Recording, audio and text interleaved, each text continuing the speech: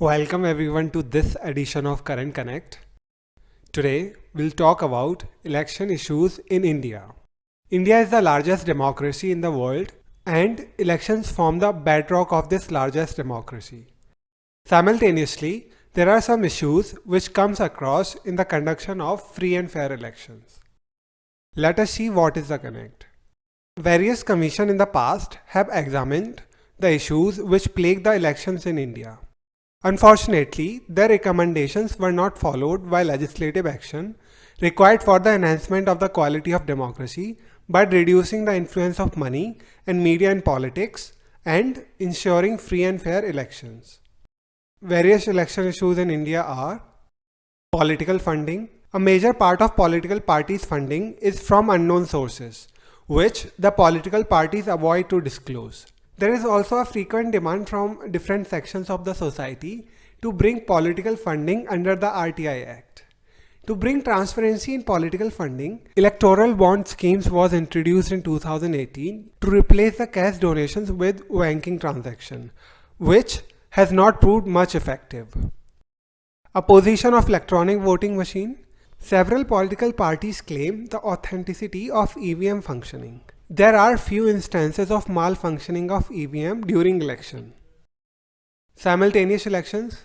There is a demand of simultaneous election to follow the principle of one nation, one election for smooth functioning of election process. The idea of holding simultaneous elections to parliament and state assemblies is not new.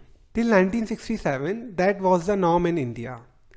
One nation, one election votaries say that frequent elections bring the model code of conduct into play, thus hampering government from announcing new schemes and policies.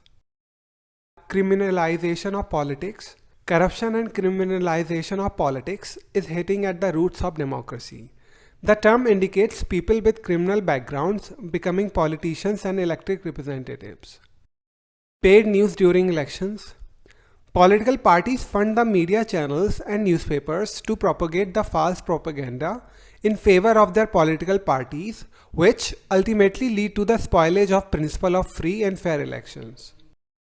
Some remedial measures could be: all political parties and contesting candidates must disclose their source and expenditure in election campaign within a stipulated time framework to give way to the level playing field for all candidates. The office of the Election Commission of India should be strengthened by first giving equal constitutional protection to all members of the Commission in matters of impeachment, second, making the appointment process of election commissioners and the Chief Election Commissioner consultative, and third, creating a permanent independent secretariat for the Election Commission of India.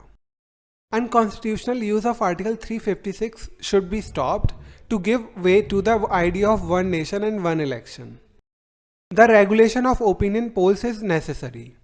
The credentials of the organizations conducting the poll should be made public, and the general public should be made aware that opinion polls are in the nature of forecast, not true results of the election.